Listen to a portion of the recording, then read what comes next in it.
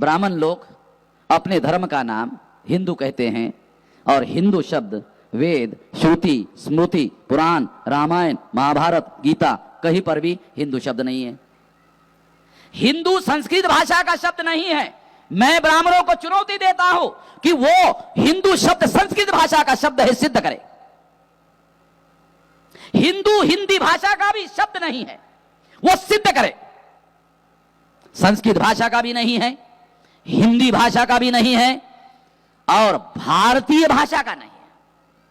आखिरी कील मार देता हूं, भारतीय भाषा का नहीं है, ये अभारतीय भाषा है। पर्शियन भारतीय भाषा नहीं है।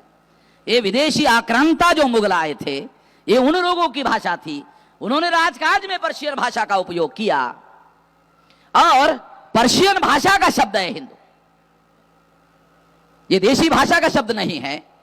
और मैं दयानंद सरस्वती की प्रशंसा करता हूं।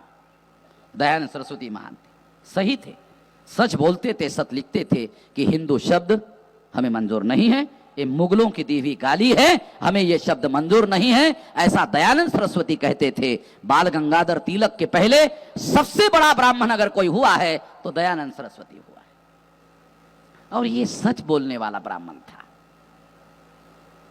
इसके बाद कोई ब्राह्मण सच बोलता हुआ दिखाई नहीं दिया, क्योंकि दयानंद सरस्वती ने सत्यार्थ प्रकाश में हम मूल निवासियों को और बहुत सारे लोगों को बहुत सारी गालियां दी। इसलिए मैं कहता हूं सच बोलते, इसलिए कह रहा हूं सच बोलते, उसके सच की प्रशंसा करनी चाहिए। उसने लिखा कि हिंदू जो शब्द है हमें स्वीकार्य नहीं है, ये मुगलों की दी हुई गाली है, ये गाली हमें मंजूर नहीं, ऐसा वो खुद कहते हैं। इसलिए साथियों, एक तो ये हिंदू शब्द जो है इस रेफरेंस में हम लोगों को समझाने के लिए बता रहा हूं। दूसरी बात, ब्राह्मण धर्म, जिस धर्म का नाम वैदिक धर्म, सनातन धर्म, ब्राह्मण धर्म, श्रुति धर्म, स्मृति धर्म, ये शब्द कहा जा सकता है। ब्राह्मणों के धर्म के लिए ब्राह्मण धर्म, वर्ण धर्म, श्रुति धर्म, स्मृति धर्म, ऐसा शब्द प्रयोग कहा जा सकता है। इनको दस्तावेजी प्रमाणित किया जा सकता है।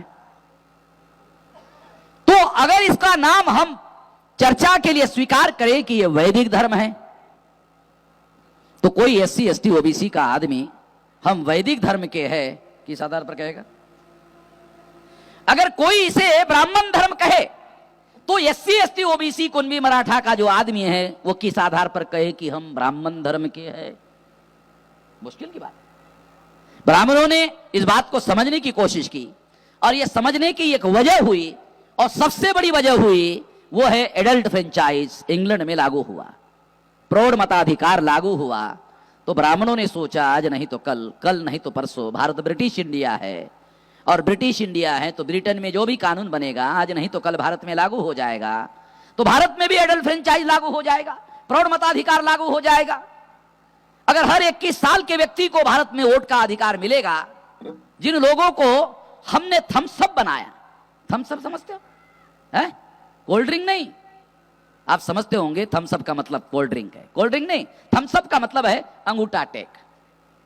ब्राह्मणों ने हम लोगों को अंगूठा टेक बनाया था। अब ये जो अंगूठा टेक जिनको बनाया था साजिश के तहत, उन लोगों को वोट का अधिकार मिलेगा, हर 21 साल के व्यक्ति को वोट का अधिकार मिलेगा और वो अपने चुनाव क्षेत्र में विधानसभा और लोकसभा में उसके वोटों के आधार पर MLA और MP चुना जाएगा। इतना पावरफुल अधिकार जिसके बारे में कभी कोई कांग्रेस के अधिवेशन में रेजोल्यूशन पास नहीं हुआ।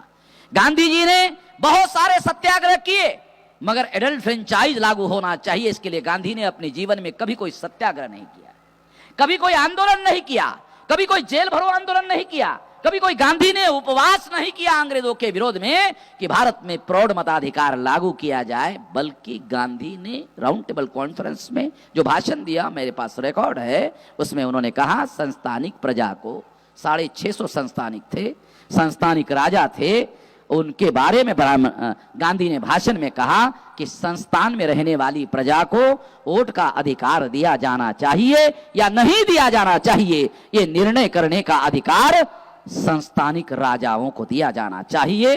बाबा साहब आंबेडकर खड़े हो गए और कहा संस्थानिक राजा प्रजा के मालिक नहीं है और संस्थानिक प्रजा को भी वोट का अधिकार प्रौढ़ मताधिकार के आधार पर मिलना चाहिए। गांधी का प्रतिवाद राउंड टेबल कॉन्फ्रेंस में ऑन रिकॉर्ड, सारी चीजें हैं,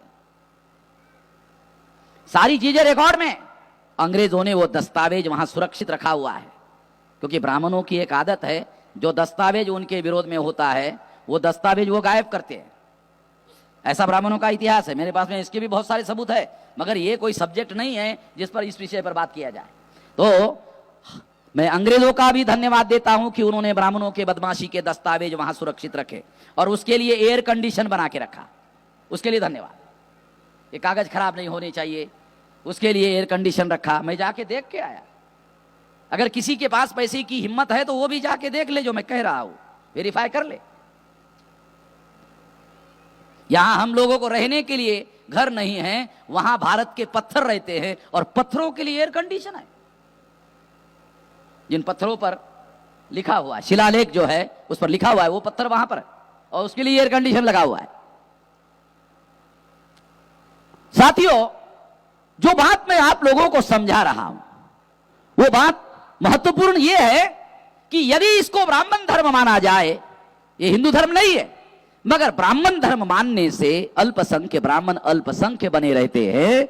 इसलिए ब्राह्मणों ने सोचा कि ब्राह्मण धर्म का नाम ब्राह्मण धर्म रखने से हम लोग खुल्लम खुल्ला नंगा हो जाएंगे और बहुसंख्य जो प्रजा एससी एसटी ओबीसी है इनकी संख्या 74.5% है, और अगर इनकी संख्या 74.5% है तो इनके वोट जिनको पड़ेंगे वही एमएलए बनेगा, वही एमपी बनेगा, और एमपीओ का बहुमत जिसको होगा वही पीएम बनेगा। इसका मतलब इनकी संख्या ज्यादा, इनके वोट ज्यादा, तो इनका एमपी ज्यादा, तो इनका पीएम भी होगा। ब्राह्मणों ने कल्पना में सोचा, बराबर सोचा, गलत नहीं सोचा, कल्पना में सोचा, बराबर है, ऐसा होगा। इसलिए ब्राह्मणों ने अपने धर्म का नाम ब्राह्मण धर्म के बजाय हिंदू धर्म, ताकि इसको पर्दे के पीछे छुपा के रखा जाए। फिर ब्राह्मण कहते हैं कि हमारे धर्म के बहुत सारे पंथ है, हमारा एक हिंदू धर्म है, ब्राह्मण कहते हैं हमारा एक हिंदू धर्म है और उस धर्म के बहुत सारे पंथ है। वारकरी हमारा ही पंथ है,